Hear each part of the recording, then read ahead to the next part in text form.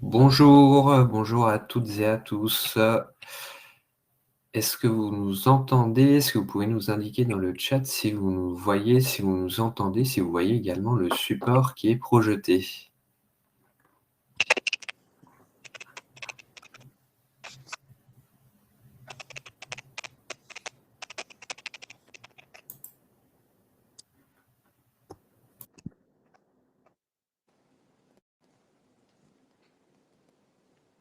Alors, je vois des oui, des pouces en l'air. OK, on est bon, on va pouvoir démarrer. Donc bonjour et bienvenue sur ce nouveau webinaire des Semaines de l'évolution professionnelle. Donc semaines de l'évolution professionnelle qui sont organisées du 6 octobre jusqu'au 17 octobre. Juste avant de démarrer, je rappelle quelques consignes pour ce webinaire. Donc, vous l'avez vu sur la droite, vous avez un chat qui est mis à votre disposition pour pouvoir échanger, pour pouvoir également poser vos questions ou nous faire part si à un moment donné vous rencontrez un problème technique qui pourrait venir de notre côté. En sachant que toutes les questions, donc on les capitalisera et on y répondra à la fin du webinaire, une fois la présentation terminée, pour faire un gros temps de questions-réponses. Je le rappelle, si c'est la première fois que vous suivez un webinaire des Semaines de l'évolution professionnelle, donc c'est un événement qui est co-organisé par l'APEC et Avenir Actif, qui sont des opérateurs du conseil en évolution professionnelle. Donc, ils organisent les Semaines de l'évolution professionnelle du 6 au 17 octobre avec des partenaires au niveau régional et national. Ce sont des webinaires qui sont 100% gratuits, digital, accessibles à toutes et à tous, et qui ont comme objectif de vous faire découvrir différentes thématiques en lien avec l'évolution professionnelle. Ça sera le cas du webinaire qui nous rassemble aujourd'hui. Donc, vous avez 75 webinaires thématiques qui sont programmés sur ces 2 semaines. On vous invitera, si besoin, à retourner sur le site internet des Semaines de l'évolution professionnelle pour aller voir un petit peu les différents webinaires et les différentes thématiques qui seront abordées. Sera-t-il possible d'avoir le support? Alors non, le support ne sera pas mis à disposition. Par contre, vous aurez accès au replay. Il sera mis à disposition après le 17 octobre sur notre chaîne YouTube des Semaines de l'évolution professionnelle et vous pourrez y avoir accès directement pour revisionner le webinaire. Eh bien, écoutez, je vous propose qu'on démarre. Donc, je me présente, Quentin Chizin, je suis coordinateur pédagogique pour Avenir Actif, l'opérateur du conseil en évolution professionnelle, et plus spécifiquement sur la Bourgogne-Franche-Comté. Et bonjour à tous et à toutes, je suis Adeline Nissen, chargée de mission à la Caisse nationale de l'assurance maladie, en charge du département animation et pilotage du service social de l'assurance maladie. Bienvenue Adeline. Merci. Et donc, nous nous retrouvons aujourd'hui pour un webinaire qui porte sur les droits à la formation. Je m'informe sur mes droits à la formation en arrêt maladie et je me reconvertis après une maladie. Donc, Adeline va pouvoir nous présenter différents dispositifs en lien avec les arrêts maladie et les possibilités de formation reconversion, des essais encadrés, conventions de rééducation professionnelle, des différentes actions de remobilisation. Je n'en dis pas plus et je vais vous passer la parole, Adeline. Merci Quentin. Donc, effectivement, aujourd'hui, on va évoquer toutes les possibilités qu'il y a lorsque l'on est en arrêt maladie et surtout comment on peut les mettre en œuvre, ces dispositifs.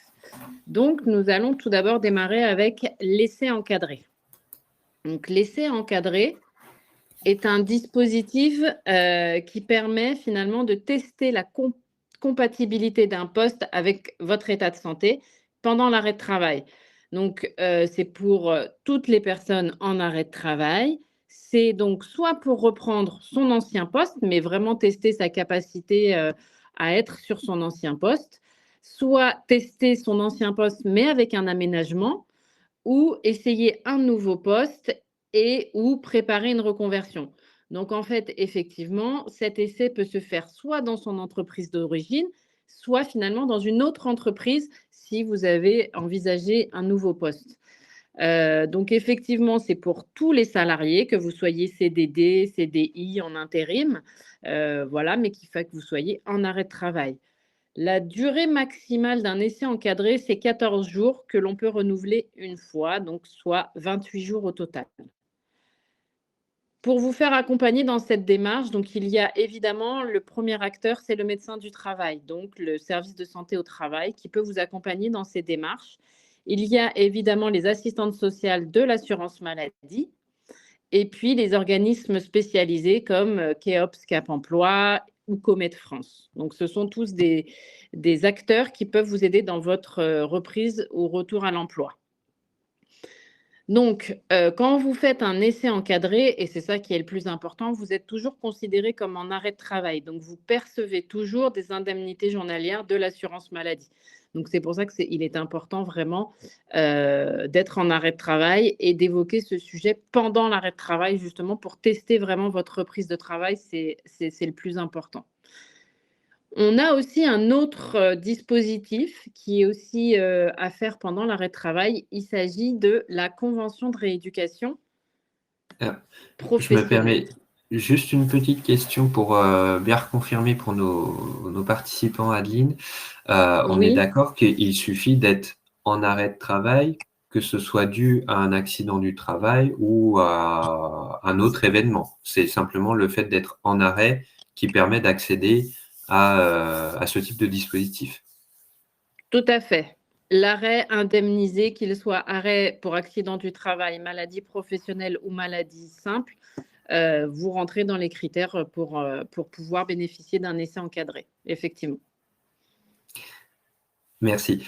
On passe du coup à la convention de rééducation professionnelle. Donc, la convention de rééducation professionnelle est aussi un autre dispositif de l'assurance maladie, donc du coup qui permet là cette fois-ci un accompagnement un peu plus sur le long terme vers un emploi adapté, puisqu'il s'agit finalement presque d'une formation-action. La CRPE, comme on le dit vulgairement, hein, ça s'appelle CRPE, du coup Convention de rééducation professionnelle, est un outil vraiment très intéressant qui peut vous permettre de faire à la fois une formation et à la fois de tester un poste. Donc après, il y a plusieurs principes pour cette convention. C'est soit on se réhabitue à son poste, mais tranquillement en fait, avec aussi un accompagnement par un tuteur, puisque peut-être pendant votre arrêt de travail, votre poste a évolué, a changé. Donc il faut se réadapter, se réhabituer à des nouvelles procédures. Donc c'est aussi en ça que ça peut être intéressant. Ça peut être aussi apprendre un nouveau métier du coup. Heu et pareil que l'essai encadré, soit dans votre entreprise d'origine, soit dans une autre entreprise, une nouvelle entreprise et en même temps, ça vous permet de suivre une formation complémentaire puisque si vous testez un nouveau poste ou même votre ancien poste qui a été, modifié, il faudra bénéficier d'une formation. Donc de courte durée, mais une formation quand même. Donc c'est cette CRPE, cette convention de rééducation professionnelle vous permet de faire tout ça en même temps. Donc là encore, c'est à destination des salariés qui ont un contrat de travail et qui sont en arrêt de travail, pareil, hein, donc que ça soit accident du travail, maladie professionnelle ou maladie simple, quel que soit l'arrêt. En revanche, là, il faut que vous soyez soit déclaré inapte ou plutôt que le médecin du travail pense que vous risquez une inaptitude à votre poste. Donc là, ça veut dire qu'il faudra quand même avoir eu une visite avec votre médecin du travail pour qu'on ait un petit peu un état des lieux de votre état de santé et la situation à la reprise. Donc si votre médecin de travail estime qu'il y a des chances qu'il vous déclare inapte, vous rentrez tout à fait dans les critères pour pouvoir bénéficier d'une convention de rééducation professionnelle. La convention de rééducation professionnelle est de maximum 18 mois. Donc, il y a des conditions à remplir, il y a des calculs à faire, mais en tout cas, voilà, elle ne pourra pas excéder 18 mois. Elle peut durer évidemment moins, ça peut durer 6 mois, ça peut durer 1 an, elle peut durer 3 mois, ça c'est vraiment en fonction des situations et des besoins. Mais voilà, c'est maximum 18 mois. Pareil que pour l'essai encadré, la convention de rééducation professionnelle, elle est plutôt à solliciter auprès de votre médecin du travail dans un premier temps, mais aussi auprès des assistantes sociales de l'assurance maladie, mais aussi de votre médecin traitant et enfin de tout ce qui est organisme spécialisé, donc comme tout à l'heure, Keops, Cap Emploi, Comet France et même votre employeur, puisque les employeurs sont informés de ces dispositifs. Voilà, donc si vous avez vraiment des questions sur laisser encadrer la CRPE, n'hésitez pas à solliciter le service social de l'assurance maladie, mais aussi votre médecine du travail qui sont les premiers à demander finalement ces dispositifs et à vous suivre tout au long de la mise en œuvre de ces dispositifs. En termes de statut, cette fois-ci, vous êtes à la fois prise en charge par l'assurance maladie, donc vous conservez vos indemnités journalières, mais en fonction du nombre que vous allez effectuer, du nombre d'heures que vous allez effectuer auprès de l'employeur, vous aurez une partie rémunérée par l'employeur. Donc en fait, vous avez l'équivalent d'un salaire entre les indemnités journalières payées par l'assurance maladie et la prise en charge salariale de l'employeur. Donc, tous ces détails vous seront expliqués si vous souhaitez mettre en œuvre une convention de rééducation professionnelle. Mais voilà, sachez que c'est considéré comme une reprise de travail, mais une reprise de travail accompagnée, tutorée et pour laquelle on fait une formation.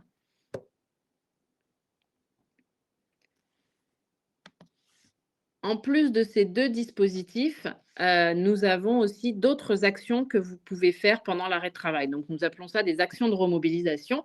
Et il y a différentes actions qui sont possibles, notamment le plus commun, c'est-à-dire un bilan de compétences. Donc ça, ce bilan de compétences, il permet de faire le point sur ses compétences, ses capacités, ses motivations, et finalement permet de définir un projet professionnel si vous en avez réfléchi pendant l'arrêt de travail, notamment du fait que votre état de santé ne vous permet pas de reprendre votre ancien métier.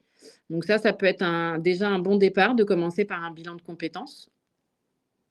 Vous avez aussi la possibilité, parce que peut-être que certains d'entre vous sont déjà avancés dans la réflexion, la possibilité de faire une formation diplômante, mais c'est plutôt des formations de courte durée. Il ne faut pas que ça soit des formations qui durent 2 ans, ça ne sera pas pris en charge par l'assurance maladie, mais en tout cas, vous avez des possibilités de faire des formations diplômantes vous permettant à l'accès à un nouvel emploi. Après, il y a d'autres types de formations dans des centres de rééducation professionnelle. Et puis, il y a aussi tout ce qui est validation des acquis de l'expérience. Donc ça, c'est des dispositifs qui vous permettent, qui peuvent être faits pendant l'arrêt de travail. Donc, ça veut dire que vous êtes toujours en arrêt de travail, vous avez toujours vos indemnités de l'assurance maladie, mais on vous autorise à avoir des activités extérieures, notamment pour pouvoir faire ce bilan de compétences ou cette formation, ou pour pouvoir créer votre dossier de validation des acquis de l'expérience. Évidemment, ces dispositifs-là, ils ne sont pas gratuits, donc il va falloir avoir un accès à votre compte personnel de formation, le compte CPF. Donc, vous allez devoir sûrement utiliser ce compte-là, mais effectivement, il est possible que l'assurance maladie, sous certaines conditions, puisse envisager un cofinancement des actions que vous souhaitez faire. Donc, effectivement, des fois, vous avez un montant sur votre compte CPF qui n'est pas forcément suffisant ou on ne veut pas utiliser tout le montant. On peut demander une aide financière à l'assurance maladie pour mettre en œuvre ces dispositifs. Donc, là, encore une fois, c'est des choses qu'il faudra évoquer avec l'assistante sociale ou le professionnel qui vous accompagnera à ce moment-là. Et puis, nos collègues des conseillers en évolution professionnelle peuvent également vous informer sur les financements possibles, mais hors assurance maladie cette fois-ci, puisqu'effectivement, il y a d'autres possibilités d'avoir un financement pour faire tous ces dispositifs. Au moment de reprendre votre activité, on a aussi d'autres types de reprise qui est envisagée. Et donc, c'est ce qu'on oublie des fois, c'est le temps partiel, une reprise à temps partiel ou un aménagement de son activité. Donc, une reprise à temps partiel, c'est vraiment reprendre une activité professionnelle à son rythme. Et on détermine avec le médecin du travail, l'entreprise et avec l'accord du médecin conseil, la durée et le rythme que l'on souhaite faire. C'est-à-dire qu'un temps partiel, ce n'est pas forcément 50% de son temps. On ne reprend pas à 50%. On peut reprendre d'abord dans un premier temps à 20%. Et puis au fur et à mesure, on augmente à 30, à 40 pour reprendre à 50 et puis après pour reprendre une activité totale. C'est aussi ça la reprise à temps partiel et des fois, ça permet aussi de se remettre dans l'activité professionnelle et avec un rythme adapté à votre état de santé. S'il est toujours fragilisé, mais que vous avez besoin de reprendre une activité, il faut penser à cette reprise à temps partiel. Et puis, il y a aussi l'aménagement de son activité. Et donc, l'aménagement de son activité, ce n'est pas que en termes de matériel, puisqu'effectivement, il y a tout ce qui est aménagement de matériel, donc un siège adapté. Enfin, ça peut être plein de choses différentes, mais il y a aussi l'organisation. En fonction des métiers que vous faites, peut-être qu'on peut privilégier du télétravail plus que de venir en entreprise. Enfin, ça peut être ce type de choses-là qui sont discutées avec votre médecin du travail et avec votre employeur. Donc ça, c'est des dispositifs aussi qui permettent un retour à l'emploi, une certaine stabilité pour reprendre son activité.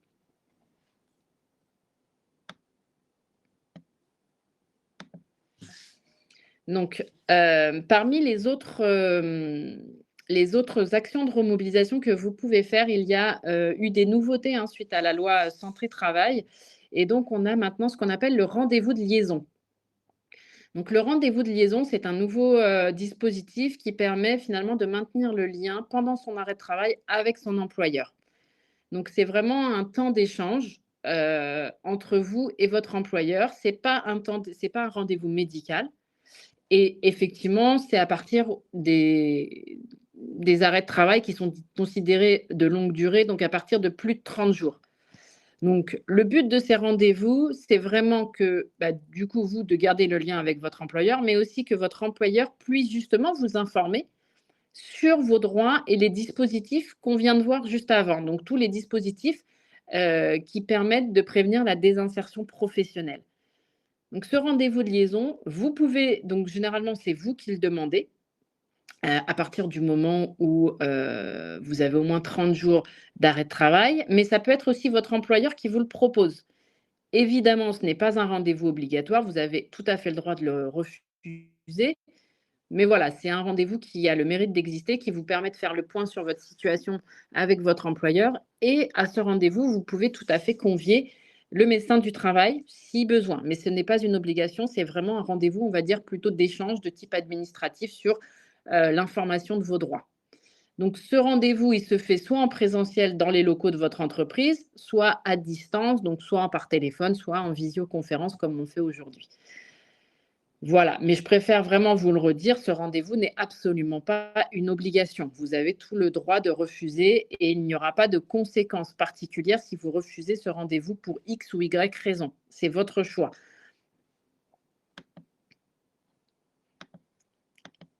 Enfin, nous avons la visite de pré-reprise. Donc, cette visite, vous risquez d'en entendre beaucoup parler. C'est une visite que l'on fait pendant son arrêt de travail. Donc, cette visite, elle permet justement d'identifier les possibles freins au retour à l'emploi. Et cette visite, elle a lieu auprès du médecin du travail, exclusivement auprès du médecin du travail. Et effectivement, c'est à votre demande généralement qu'elle est faite. Souvent, c'est même très souvent, c'est vous qui la demandez. Ou sinon, ça peut être aussi lorsque vous avez vu le médecin de l'assurance maladie, donc le médecin conseil, qui vous demande de rencontrer votre médecine du travail. Donc, ce serait vraiment cette visite, ça s'appellerait une visite de pré-reprise, puisque vous seriez toujours en arrêt de travail, mais vous envisagez un retour à l'emploi et du coup, vous voulez faire un état des lieux de votre reprise avant la visite de reprise. Donc, cette visite de pré-reprise n'est absolument pas obligatoire non plus, mais elle permet finalement de réfléchir à votre retour à l'emploi, donc notamment sur les aménagements et les adaptations de poste, notamment aussi sur l'aménagement de son temps ou sur l'idée de faire une reconversion professionnelle ou de suivre une formation. Donc, au final, cette visite de pré-reprise est très importante si vous souhaitez mettre en œuvre les dispositifs qu'on a vus juste avant, c'est-à-dire l'essai encadré, la convention de rééducation professionnelle, même un bilan de compétences, une formation. Vous serez quand même obligé de passer par votre médecin du travail pour lui demander ce qu'il envisage pour vous aussi finalement par rapport à votre état de santé, s'il envisage une inaptitude ou pas. Donc ça sera très important pour la suite de votre arrêt de travail et de votre parcours si vous souhaitez reprendre une activité. Par contre, bien que la visite de pré-reprise ne soit pas obligatoire, la visite de reprise, elle, le jour où vous reprenez votre activité, reste obligatoire, évidemment, à toujours bien garder en tête que cette visite, le jour de la reprise, est obligatoire.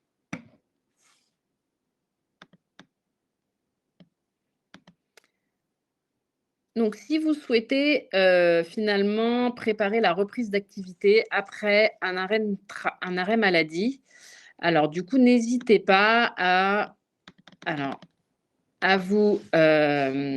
solliciter le service social de l'assurance maladie. Donc, il faut savoir que le service social vous permettra donc d'évaluer votre situation et de construire avec vous un projet professionnel adapté à votre santé. Il vous permettra de vous informer sur vos droits et vos démarches et de vous accompagner du coup vers les dispositifs existants. Donc les dispositifs, c'est un petit peu tous ceux qu'on a vus juste en amont et ils vous accompagneront dans toutes les démarches à faire au fur et à mesure. Donc tout ce que je vous ai dit, elles le feront, les assistants sociaux le feront avec vous pour vous aider à réfléchir au mieux à votre retour en activité. Donc, pour ceux qui ne connaissent pas le service social de l'assurance maladie, nous sommes un service social spécialisé en santé. Voilà, donc nous proposons évidemment un accompagnement social pour des personnes en situation, avec un état de santé fragilisé, qui rencontrent des difficultés liées à la maladie, un accident ou encore à votre arrêt de travail. Le plus tôt vous nous sollicitez, le mieux c'est pour qu'on puisse mettre en œuvre tous les dispositifs et l'accompagnement adaptés à votre situation pour éviter soit une aggravation de votre situation sociale, soit la désinsertion professionnelle. Donc la situation sociale, ça peut être effectivement le fait de ne pas avoir d'indemnité journalière pendant plusieurs mois. Effectivement, peut dégrader les situations pour les personnes, notamment pour payer son loyer, pour les factures telles qu'elles soient. Donc voilà, donc là, n'hésitez pas à solliciter le service social. Pareil pour tous les dispositifs qu'on a vus en amont. Et en tout cas, nous, on est là pour donner de l'information et répondre à vos besoins. Il faut savoir que le service social donc est implémenté dans toutes les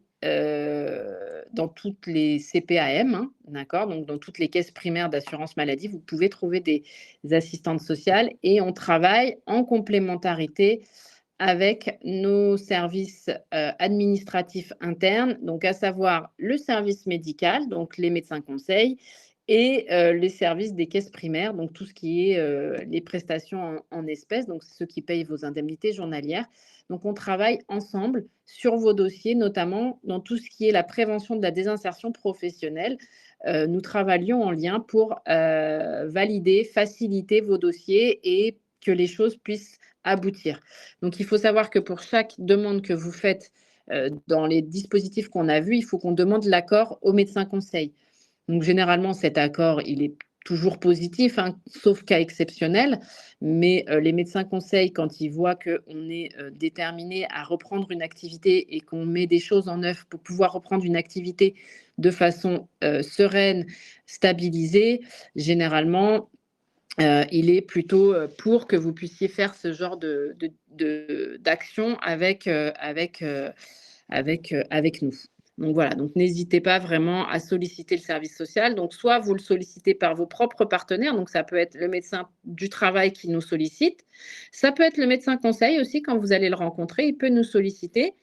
Et puis ça peut être vous-même, évidemment, que vous pouvez solliciter le service social directement via le 3646. Dites service social, il faut préciser que vous souhaitez avoir le service social au téléphone et vous serez redirigé vers le service social le plus proche de chez vous. Donc, juste quelques infos rapides pour vous montrer que le service social est vraiment présent dans toute la France et au-delà, c'est-à-dire qu'il y a plus de 2300 professionnels qui pourront vous accompagner. On est présent dans plus de 2000 lieux d'accueil, donc ça veut dire qu'on essaye vraiment d'être représenté dans tous les départements de France et au plus près de vos domiciles, et on accompagne en moyenne 300 000 assurés par an. Donc voilà, donc c'est vraiment ça, juste pour que vous sachiez qu'on est vraiment implémenté partout dans toute la France et dans les départements d'outre-mer. Et donc voilà, n'hésitez pas à solliciter le service social par rapport à toutes les informations que je vous ai données en amont. Donc si vous souhaitez vraiment en savoir plus et savoir comment solliciter le service social, vous pouvez toujours retrouver toutes ces informations évidemment sur amélie.fr et vous tapez droit et démarche ou vous tapez service social et vous allez retrouver toute l'information sur le service social.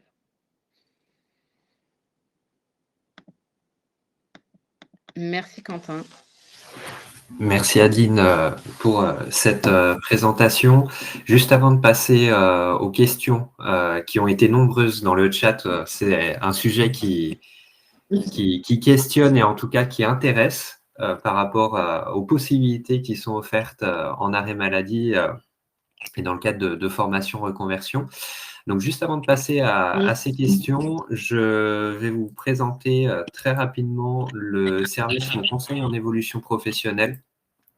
Adeline en a parlé dans une certaine mesure, dans le sens où vous pouvez être également accompagné par un conseiller ou une conseillère en évolution professionnelle qui va venir vous accompagner dans ces démarches-là, par rapport à de la reconversion, de la formation, de la recherche d'emploi, etc.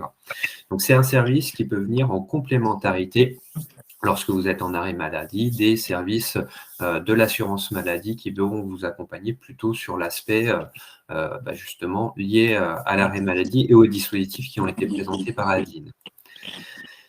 Le service Mon conseil en évolution professionnelle, c'est un service public, c'est une mission de service public qui est destinée principalement aux salariés et aux indépendants, notamment dans le cadre de l'APEC et Avenir Actif. Ça vous accompagne sur la possibilité de faire le point sur votre situation professionnelle et pouvoir élaborer, formaliser, mettre en œuvre toutes les stratégies, toutes les démarches qui vont viser votre évolution professionnelle. C'est un service qui est gratuit, qui est confidentiel. Ce qui se passe entre vous et le conseiller ou la conseillère en évolution professionnelle reste entre vous deux. C'est un service également qui est neutre et impartial. On est là pour vous accompagner par rapport à la réglementation. On ne va pas donner d'interprétation ou autre.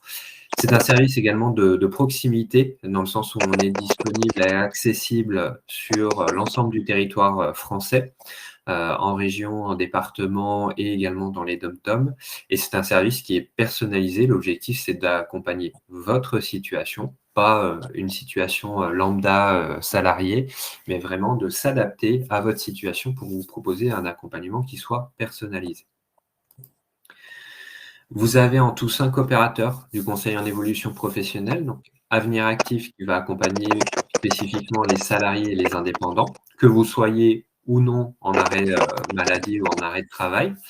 Vous avez l'APEC qui va accompagner le public cadre, France Travail pour les demandeurs d'emploi, le réseau des missions locales pour les personnes moins de 26 ans, et puis le réseau des Cap Emploi pour les personnes en situation de handicap.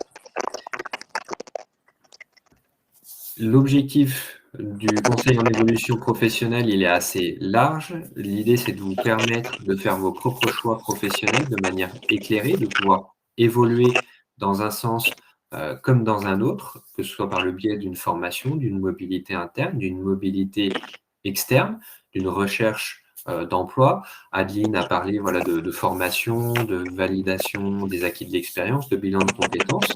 Le CEP, c'est l'occasion de se poser ces questions-là et de voir quels sont les dispositifs les plus adaptés, les plus pertinents par rapport à votre accompagnement. Alors, je vois juste dans le chat, Adeline, est-ce que vous pouvez couper votre micro? Parce que je vois qu'il y a un petit écho, il y a un son un peu parasite. Voilà, merci Adeline. Donc voilà, l'objectif du conseil en évolution professionnelle, c'est justement de pouvoir vous accompagner dans l'ensemble de ces démarches. On a également tout ce qui est création, reprise d'entreprise, et puis le dialogue avec l'employeur, mieux dialoguer avec son employeur, que ce soit pour préparer des entretiens professionnels, entretiens annuels, ou simplement pour faire des demandes spécifiques avec votre employeur et être préparé sur l'argumentaire et l'argumentation. Donc, comment ça se passe concrètement? Le conseiller en évolution professionnelle, vous avez déjà accès à un premier rendez-vous qui vous permet d'identifier vos besoins, de définir des objectifs, des démarches sur lesquelles vous allez pouvoir travailler, bénéficier d'un conseil qui va être adapté à votre demande, à votre besoin, c'est-à-dire un premier niveau d'information par rapport à ce que vous venez rechercher. Et puis, si suite à ce premier rendez-vous, vous avez besoin d'être accompagné plutôt dans les démarches, dans l'opérationnel, c'est-à-dire comment mettre en place l'ensemble de ces étapes et être accompagné pour être sûr de ne pas faire d'erreur ou de ne pas perdre de temps sur certaines démarches, eh ben, le CEP peut vous accompagner dans l'ensemble de ces démarches pour les mener à bien. Et on va vous proposer du coup d'autres rendez-vous de suivi, autant que nécessaire. Il n'y a pas de limite là-dessus. Et donc, ça peut être intéressant pour vraiment avoir un appui opérationnel sur vos démarches. Vous avez des rendez-vous qui sont proposés donc en individuel avec un conseiller, qui peuvent se faire en présentiel sur un site d'accueil ou en distanciel, par visio ou par téléphone, selon vos disponibilités et vos préférences. On met également à disposition des ateliers collectifs pour pouvoir bénéficier d'une dynamique de groupe. Et puis, vous avez à votre disposition également des ressources en ligne pour pouvoir aussi avancer à votre rythme en autonomie entre deux rendez-vous, par exemple. Et le CEP peut également vous mettre en relation avec des partenaires sur votre territoire. Ça peut être le cas, par exemple, pour les services de l'assurance maladie. Ça peut être le cas aussi pour identifier des organismes de formation, des organismes qui vont vous accompagner sur la création, la reprise d'entreprise, etc. Donc, si vous souhaitez contacter, prendre rendez-vous avec un conseiller en évolution professionnelle, vous avez une adresse, mon-cep.org. Vous avez ce portail national sur lequel vous allez pouvoir renseigner votre situation professionnelle, votre localisation, et rechercher et trouver l'opérateur qui convient à votre situation et le site d'accueil qui est le plus proche de votre localisation également. Et directement prendre contact. Vous avez bien souvent un formulaire en ligne ou un numéro de téléphone sur lequel vous pouvez nous contacter pour pouvoir prendre votre premier rendez-vous avec le service Mon Conseil en évolution professionnelle. Voilà, la présentation est terminée. Ce que je vous propose, c'est qu'on passe du coup aux questions-réponses. Alors, les questions ont été nombreuses et je vois que pendant la présentation du CEP, on en a eu d'autres qui ont été posées. Je vais essayer de les rassembler. Vous avez été nombreux aujourd'hui. On va commencer par la thématique qui nous intéresse aujourd'hui par rapport au dispositif en arrêt maladie. Adeline, on avait une question très rapidement. Lorsque on est bénéficiaire de l'AAH, de l'allocation adulte handicapé, dû notamment à un accident de travail, est-ce que ce sont des dispositifs qu'on peut mobiliser? Non, en fait, oui et non, ça dépend si vous êtes bénéficiaire de l'AAH et que vous travaillez en parallèle, mais sinon, non, ce sont des dispositifs qu'on peut bénéficier quand on est en arrêt de travail. D'accord, oui, donc c'est bien ce que vous disiez tout à l'heure, il faut vraiment avoir ce statut d'arrêt maladie pour pouvoir les mobiliser. Tout à fait. Et toujours sur l'éligibilité, j'ai eu beaucoup de fois la question revenir, quand on dépend de la fonction publique, arrêt maladie dans la fonction publique, est-ce qu'on peut accéder à ces dispositifs? Très bonne question. En fait, j'ai envie de dire oui et non. Parce qu'en fait, pour la fonction publique, il y a des dispositifs spécifiques. Et donc là, ça sera plutôt à vos interlocuteurs niveau fonction publique qu'il faut. Donc, ça ne sera pas à nous. Et puis, il y a aussi ceux qui sont de la fonction publique, mais qui sont au niveau de l'arrêt de travail indemnisés par l'assurance maladie. Ceux-là pourront bénéficier de ces dispositifs. D'accord. Donc, en fait, il y a des dispositifs similaires, voilà, au niveau de l'assurance maladie, au niveau de la fonction publique, mais il faut s'adresser à son correspondant du coup de la fonction publique. Et pour ceux qui sont indemnisés par l'assurance maladie, il faudra s'adresser à l'assurance maladie, donc à nous, effectivement, aux assistantes sociales. Et ça inclut donc par rapport à l'assurance maladie les demandeurs d'emploi qui seraient en arrêt maladie également? Excusez-moi, Quentin, je n'ai pas entendu. Pardon. Je disais, donc par rapport à l'éligibilité des dispositifs portés par l'assurance maladie, ça inclut également les demandeurs d'emploi qui seraient en arrêt maladie. Alors non, enfin, c'est plus compliqué pour la situation des demandeurs d'emploi, puisque nous mettons en œuvre des dispositifs de la prévention de la désinsertion professionnelle. Nous ne sommes pas des agents de recherche d'emploi. En fait, on ne fait pas tout à fait le même travail que Pôle emploi. Donc, à partir du moment où on n'a plus de contrat de travail, on peut mettre en œuvre certains dispositifs, mais on ne pourra pas tous les mettre en œuvre. Donc, ça demandera plutôt une expertise de l'assistance sociale qui devra faire le point sur la situation pour voir quels dispositifs peuvent être mis en œuvre. Mais concrètement, laisser encadrer la CRPE, donc la Convention de rééducation professionnelle, ne pourront pas être mises en œuvre dans ces situations-là. D'accord. Et on nous pose la question pour les travailleurs indépendants. Oui. Est-ce qu'ils sont éligibles aussi? Est-ce qu'on peut mobiliser ce type de dispositif quand on est travailleur indépendant? Ou est-ce qu'on a également d'autres dispositifs qui seraient plus pertinents? Alors, il y a d'autres dispositifs pour les travailleurs indépendants aussi qui sont très pertinents et qui ressemblent à certains des dispositifs qu'on a vus.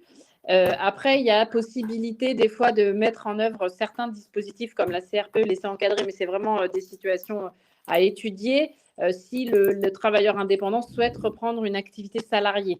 Donc voilà, donc il y a des choses, ça se discute aussi avec l'assistante sociale pour voir les possibilités. Mais en tout cas, il y a aussi des dispositifs spécifiques pour les travailleurs indépendants qui sont aussi très bien comme ce qu'on a vu tout à l'heure.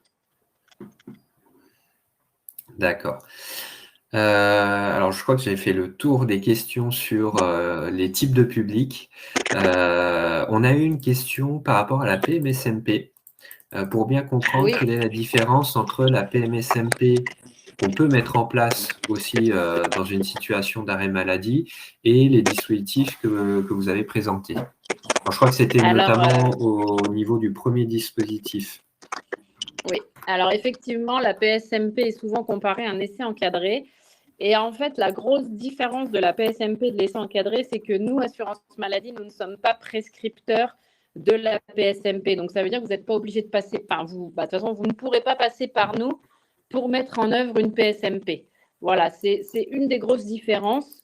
Donc c'est vrai que c'est d'autres collègues qui mettent en œuvre la PSMP. Donc, c'est plutôt Keops Cap Emploi ou France Travail ou d'autres interlocuteurs. Mais nous, assurance maladie, nous ne pouvons pas prescrire et faire des PMSMP, alors que l'essai encadré est un dispositif assurance maladie. Et bien souvent, alors Avenir Actif est aussi signataire des conventions de PMSMP. Bien souvent, on a aussi besoin de l'accord du médecin conseil pour la mise en place pendant l'arrêt maladie, si je me trompe pas. Oui, de toute façon, à partir du moment où on fait, quoi qu'on fasse pendant l'arrêt maladie, quelle que soit l'action de remobilisation, il faut toujours demander l'accord du médecin conseil. Mais de toute façon, il y a des circuits, chaque caisse a créé ses propres circuits par rapport à ces demandes-là, qui ne passent pas forcément par le service social. Si vous êtes accompagné par le service social, évidemment qu'elle vous aidera à faire la demande auprès du médecin conseil, mais si vous n'êtes pas accompagné par le service social, la demande arrivera directement à la caisse primaire qui transmettra la demande au médecin conseil. Donc voilà. Mais effectivement, l'accord du médecin conseil est toujours demandé dans quelle que soit l'action de remobilisation que l'on fait. C'est important parce que du coup, ça veut dire que le médecin conseil, pendant cette période-là, ne vous convoquera pas et valide la continuité de votre arrêt de travail. C'est aussi pour ça qu'on demande l'accord du médecin conseil, parce que si vous faites une action de remobilisation et que vous n'informez pas l'assurance maladie de cette action, et qu'entre-temps, le médecin conseil vous convoque et dit qu'il arrête, qu'il met fin à vos indemnités journalières, donc clôture finalement votre arrêt de travail, et bien du coup, vous êtes quelque part en inadéquation avec votre situation par exemple, de PMSMP et votre arrêt de travail. Donc, c'est pour ça qu'il est toujours important de demander l'accord du médecin conseil avant de débuter une action. D'accord, merci Adeline. On a eu des questions dont on a un peu répondu pendant la présentation, notamment par rapport à l'accès à du bilan de compétences, à de la reconversion. Juste pour qu'on résume, quelqu'un qui souhaiterait tester un nouveau poste, une reconversion. Alors, si je ne m'abuse, Adeline, vous me dites si je me trompe, mais on a la convention de rééducation professionnelle qui permet d'aller tester un autre poste, un autre métier. On a parlé de la PMSMP aussi. Oui, Et tout à puis, fait. et puis, on a la possibilité de mettre en place donc, des dispositifs dont vous avez parlé, bilan de compétences, VAE, voire formation certifiante pendant l'arrêt maladie, avec l'autorisation, comme vous l'avez dit, du médecin conseil, pour pouvoir partir en formation, en bilan ou en accompagnement VAE pendant qu'on est sur cet arrêt maladie. Oui, c'est tout à fait ça. Je rajoute voilà, juste une petite information par rapport à ça. Donc, Adeline vous avez présenté tout à l'heure la possibilité de l'assurance maladie de cofinancer ce type d'action. C'est très important que vous soyez accompagné par le conseil en évolution professionnelle, alors quel que soit l'opérateur, hein, sur ce type de demande, parce que nous, justement, on va pouvoir vous accompagner sur le financement. On a parlé du CPF, le compte personnel de formation, ça peut être une source de financement, mais vous en avez d'autres qui peuvent dépendre de votre situation, des expériences professionnelles que vous avez eues. Et l'objectif, c'est justement de faire en sorte que vous ayez un reste à charge minimum, c'est-à-dire que si vous devez payer de votre poche une partie du dispositif, bilan de compétences, VAE ou formation, que cette somme-là soit réduite au maximum pour vous permettre derrière de partir en bilan ou en formation, par exemple. On avait une question sur les indemnités journalières, savoir simplement, parce que vous en avez parlé sur quelques dispositifs, est-ce que ces IJ peuvent être majorés dans le cadre de frais de déplacement ou quand on fait appel à de l'essai encadré ou de la convention, on reste sur les IJ de base? Alors, on reste sur ces IJ qu'on perçoit en étant en arrêt de travail. Par contre, effectivement, s'il y a des frais de déplacement, un surplus par rapport à l'essai encadré, ça peut faire partie d'une demande d'aide financière de la CEPAM. Mais il n'y aura pas de revalorisation des IJ à ce niveau-là. D'accord. Il y avait une question par rapport à la convention de rééducation sur la partie rémunération. Donc, c'est une prise en charge de l'assurance maladie et de l'employeur. On est bien d'accord que c'est l'employeur actuel dont dépend le contrat de travail du salarié en arrêt maladie qui va participer. Ah, c'est un peu plus compliqué que ça. La CRPE est très compliquée en termes D'accord. de savoir qui fait quoi. Mais en gros, en fait, l'assurance maladie paye sa partie, ça, c'est pas un sujet. Mais en fait, c'est en fonction du lieu où est fait la CRPE, c'est l'employeur dans lequel la CRPE est effectuée qui paye l'autre partie salariale. Donc, si c'est une nouvelle entreprise, ça sera le nouvel employeur. Mais dans le cas d'une CRPE chez un nouvel employeur, il y a aussi ce qui se met en œuvre, c'est-à-dire le prêt de main-d'œuvre entre entreprises. Du coup, ça veut dire que l'employeur initial prête son employé à l'entreprise, à la nouvelle entreprise. Et là, il y a des conventions aussi à signer. Mais je vous rassure, c'est tout à fait faisable. On en a fait déjà plusieurs. Mais voilà, dans la rémunération, c'est vraiment là où se fait le lieu de la CRPE, évidemment. D'accord, merci. Alors, j'ai vu passer une question, je crois qu'on n'y a pas répondu. Quand on sait, parce que là, le salarié est en arrêt maladie. La question est revenue plusieurs fois de savoir, quand on est en arrêt maladie, qu'on souhaite mettre en place un dispositif de formation ou qui vise quelque part une reconversion, une évolution, une reconversion professionnelle, est-ce qu'on a besoin de prévenir son employeur? Alors, en fait, tout dépend des actions de remobilisation. Si c'est un bilan de compétences, une formation de courte durée, non, vous n'êtes pas obligé de prévenir l'employeur. En revanche, si c'est une CRPE et un essai encadré, il y a des chances que votre employeur soit prévenu. Et on sera obligé, puisque du coup, en fonction des situations, soit vous le faites chez l'employeur, donc forcément, il est prévenu, puisqu'il doit donner son accord. Et même si vous le faites dans une nouvelle entreprise, vu qu'il y a des accords de prêt de main-d'œuvre, du coup, on est obligé de le prévenir. Donc, en fonction du dispositif, oui, il est prévenu et des fois, non. D'accord. Donc là encore, ça sera en fonction du dispositif et au cas par cas. J'imagine que vous prévenez de toute façon le salarié de savoir à quel moment l'employeur peut être prévenu ou non. Oui, oui, tout à fait. De toute façon, on accompagne, quoi qu'il arrive, l'assuré dans cette démarche-là.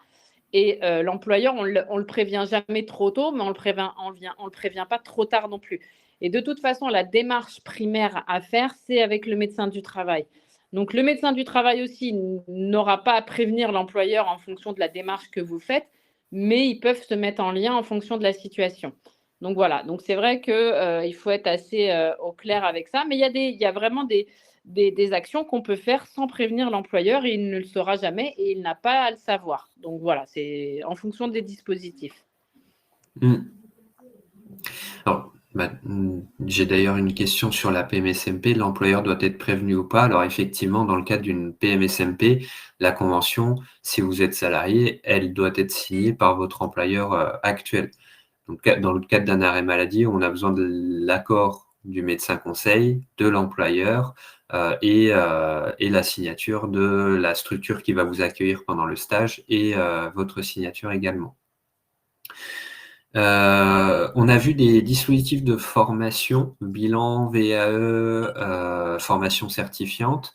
On a eu la question sur les dispositifs d'accompagnement à la création reprise d'entreprise. Est-ce que ce sont des dispositifs qu'on peut mettre en place, réaliser pendant un arrêt de travail, un arrêt maladie? Et est-ce que c'est des dispositifs sur lesquels l'assurance maladie peut cofinancer? Alors, l'assurance maladie, alors je suis désolée, j'ai une très mauvaise connexion là.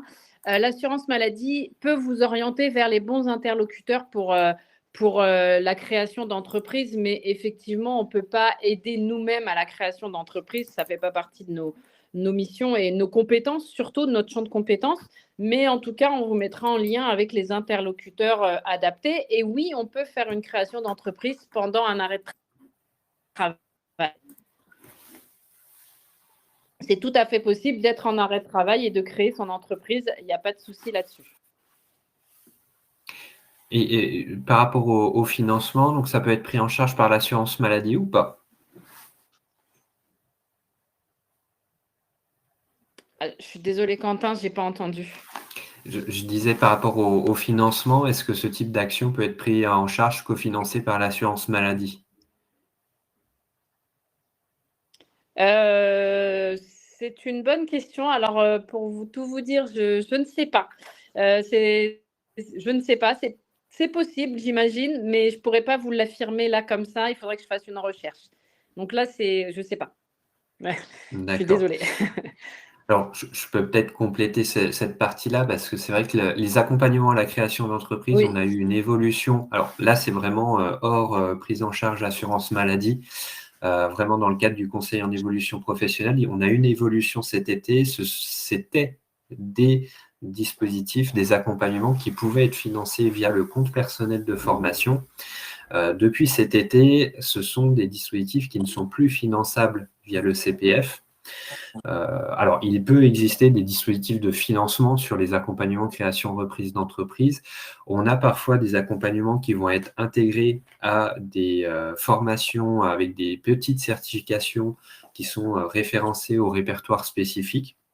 Donc ça, c'est souvent le cas pour les accompagnements BGE, CCI. Là, vous pouvez vous rapprocher de ces structures-là pour savoir si c'est le cas. Et puis, vous avez des financements aussi qui peuvent être régionaux. C'est le cas en Bourgogne-Franche-Comté. On a des places qui sont financées par la région Bourgogne-Franche-Comté sur des dispositifs d'accompagnement. Donc là, c'est pareil. Le mieux, c'est soit de se rapprocher de la structure qui propose ce type de dispositif, soit des financeurs type région. Et vous pouvez bien évidemment vous faire accompagner par un conseiller en évolution professionnelle pour ces questions-là. On avait une question toujours par rapport aux formations. Est-ce que l'assurance maladie, vous pouvez cofinancer des formations qui sont hors référentiel RNCP ou répertoire spécifique?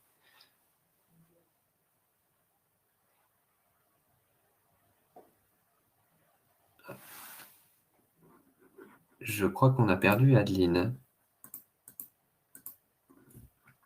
Alors, je vais prendre d'autres questions. On va voir pour répondre aux autres questions. On a une question sur la différence entre la visite de reprise et la visite de pré-reprise. Donc Adeline y a répondu pendant la présentation. Vous avez la visite de pré-reprise qui est non obligatoire, qui permet d'anticiper cette reprise.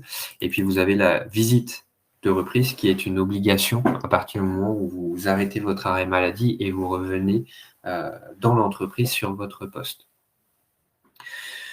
Tac, tac, tac. Donc pour la fonction publique, je le rappelle, vous allez avoir besoin de vous tourner vers votre service RH, vers votre fonction publique dont vous dépendez pour avoir des dispositifs qui seraient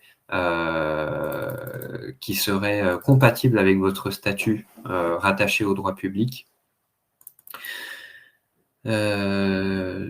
Adeline, est-ce que vous êtes revenue? Est-ce que vous nous entendez?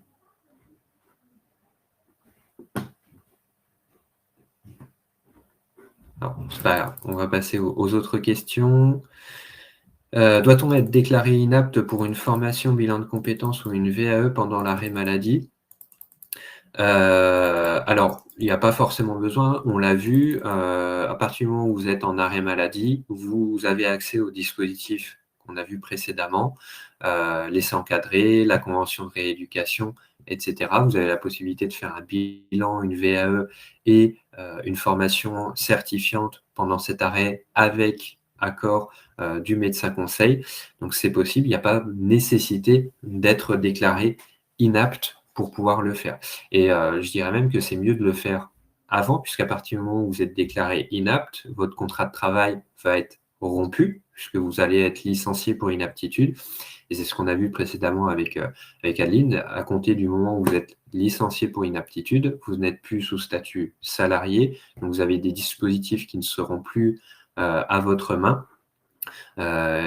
Et des dispositifs qui vont être plutôt spécifiques aux demandeurs d'emploi. Alors, Adeline rencontre un petit souci de connexion, c'est pas grave. On va voir si elle arrive à se reconnecter, puis je vais reprendre de toute façon l'ensemble de vos questions. Faut-il être en arrêt maladie pour bénéficier du service social de la CPM? Donc oui, effectivement, c'est ce que Adeline disait, il faut que vous soyez en arrêt maladie pour en bénéficier et bénéficier des dispositifs que nous avons vus aujourd'hui. Est-il nécessaire de passer par le CEP pour lancer des démarches de bilan de compétences si on a déjà trouvé un organisme? Alors, ce n'est pas du tout une obligation. Le CEP, lui, va surtout vous accompagner pour voir si le bilan de compétences, c'est le dispositif le plus adapté par rapport aux questions que vous allez vous poser.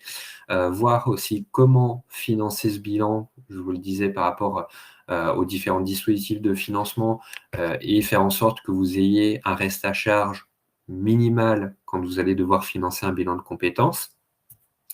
Et puis, vous aider à trouver les organismes avec des modalités de bilan distanciel, présentiel, individuel, collectif, qui conviennent à votre situation. Donc, dans ce cas-là, il n'y a pas de nécessité d'être accompagné par le CEP pour faire un bilan de compétences. Vous pouvez le faire en totale autonomie. Le CEP va surtout être là pour s'assurer que toutes les interrogations, tous les doutes auront été posés, levés, pour pouvoir partir sur un dispositif type bilan, VAE, formation, l'esprit serein et sans mauvaise surprise.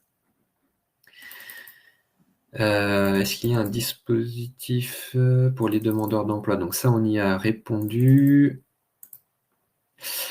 Étant licencié pendant un arrêt, puis-je être accompagné par le CEP? Donc là, effectivement, c'est ce qui est un petit peu compliqué, c'est que si vous êtes licencié pendant un arrêt, il faut que vous soyez inscrit à France Travail pour pouvoir être accompagné dans le cadre du conseil en évolution professionnelle.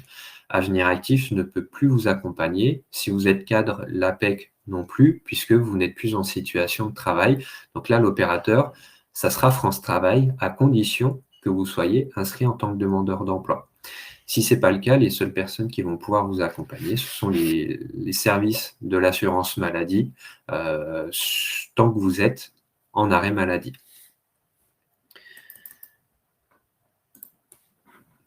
Je regarde également les nouvelles questions. Donc, quel employeur entre CDD, CDI et en CRPE? Donc là, malheureusement, je ne pourrais pas répondre à cette question-là. Si on a été licencié pendant son arrêt maladie, que l'on n'est pas inscrit. Donc ça, je viens d'y répondre. Est-ce que je peux faire un mi-temps thérapeutique avec France Travail? Car j'étais en contrat intérim quand je suis tombé malade. Est-ce que je dois revoir avec mon agence intérim? Alors là, c'est une situation très particulière, très spécifique. Si je comprends bien, donc là, vous êtes en arrêt maladie, vous êtes encore inscrit à France Travail. Je veux bien une précision, Nathalie, sur votre situation, parce que là, en fait, si vous êtes en arrêt maladie, déjà accompagné par France Travail, on ne va pas forcément vous mettre un mi-temps thérapeutique, ça va plutôt être sur la recherche d'emploi, où on va vous orienter vers un emploi qui corresponde à vos contraintes de santé. Donc ça peut être un emploi à mi-temps, un emploi à temps partiel, un emploi qui va éviter des contraintes, par exemple port de charges lourdes, qui va vous permettre d'avoir une adaptation de poste sur des postures debout, assises. Et donc là, on va plutôt travailler finalement la recherche d'un emploi qui va être adapté à votre situation de santé plutôt que demander un aménagement mi-temps thérapeutique.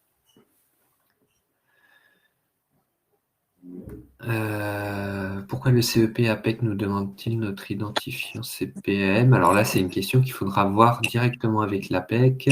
Je relance la question sur le financement des formations hors RNCP.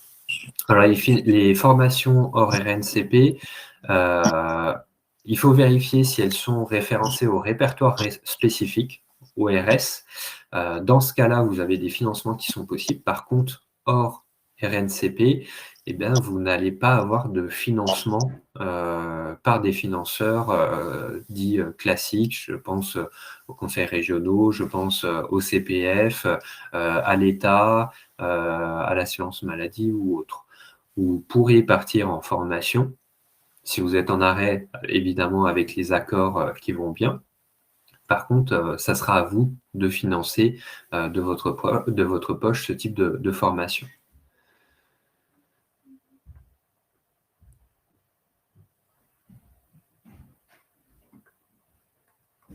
Si on commence la formation, mais qu'on n'est plus en arrêt maladie au milieu de la formation, alors en général, vous avez des dispositions qui peuvent être prises par rapport à ça. Soit on va faire en sorte que votre arrêt maladie puisse couvrir la durée de la formation, soit effectivement, et c'est là où dans certains cas l'accord de l'employeur est nécessaire pour vous permettre de partir en formation si l'arrêt de travail ou l'arrêt maladie se termine pendant la formation, puisque pour que tout soit bloqué, planifié, pour que même si votre arrêt maladie s'interrompt en cours de formation, vous puissiez continuer votre formation.